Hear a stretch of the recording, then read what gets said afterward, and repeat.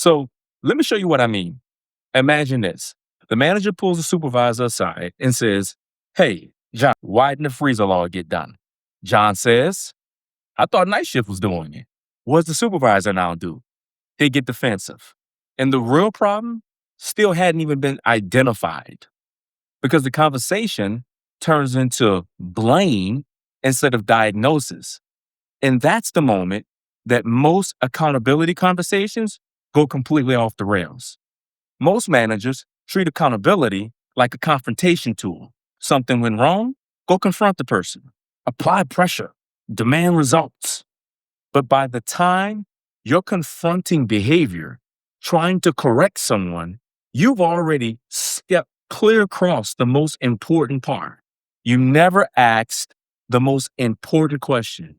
Did the conditions for accountability exist in the first place? Because accountability isn't just about having hard conversations.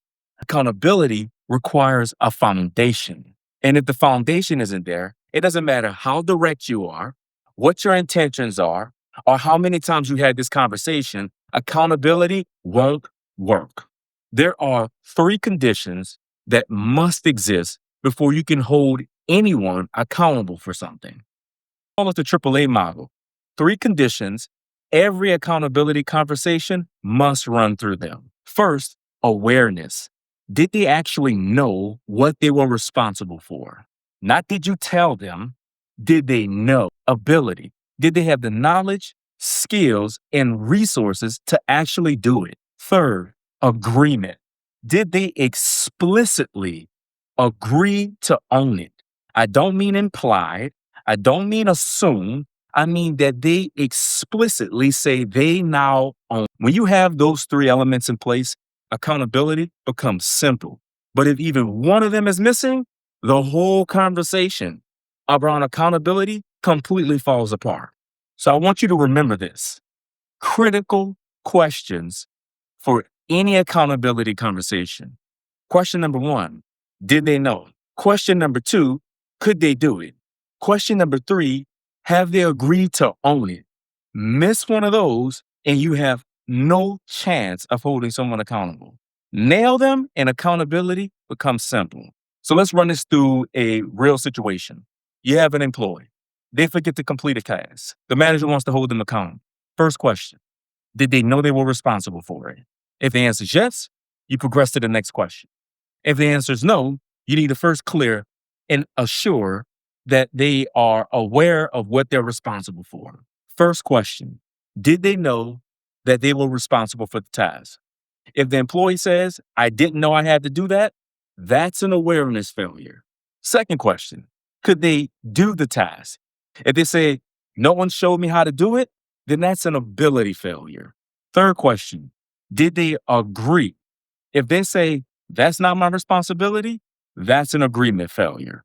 Now, instead of arguing with the employee, the manager knows where the failure occurred and what conversations to have. You know, what I find in troubled or failing operations is the most common thing I hear is nobody told me.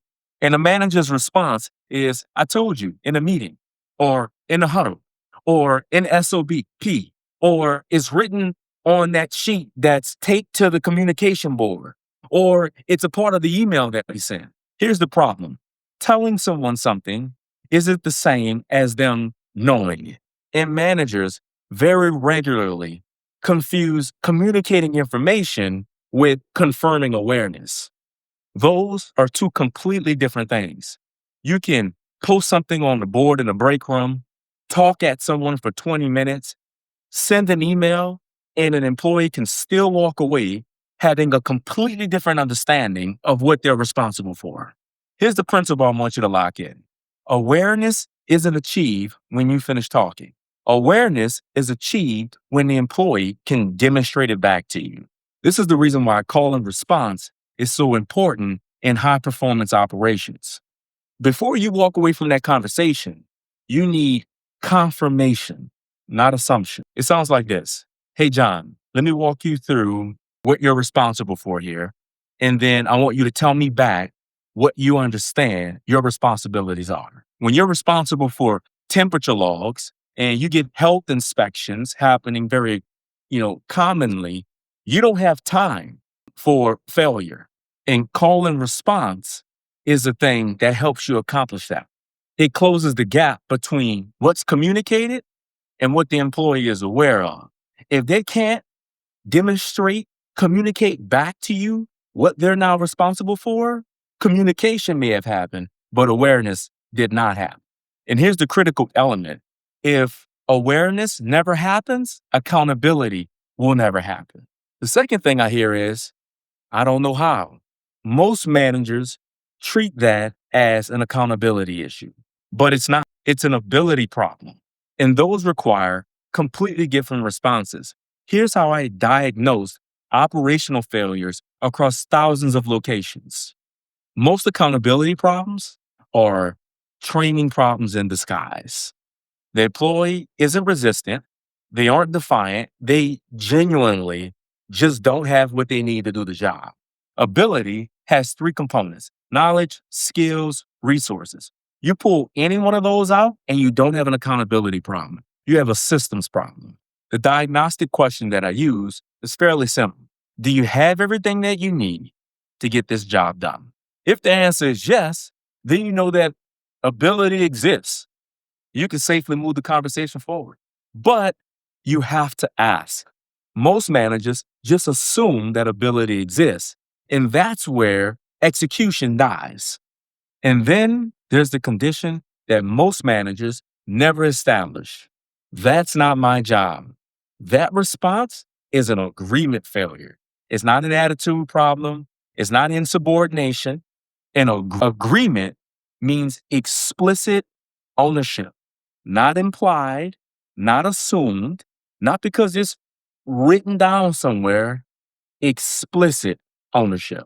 So here's how I usually have that conversation. Hey, John, we review what's expected of you together. We confirm you have everything that you need to do your job well. Are you ready to take over this responsibility going forward? And if you notice, the question confirmed the first two conditions before moving forward. And here's something that's important. I'll try, I'll see about it is not agreement. That's a future escape hatch. Agreement requires a very clear yes.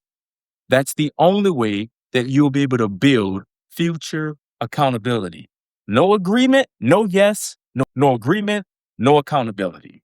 So here's the takeaway. Most accountability falls apart because managers skip the diagnostic step entirely. Instead of asking, did they know? Could they do? Did they agree?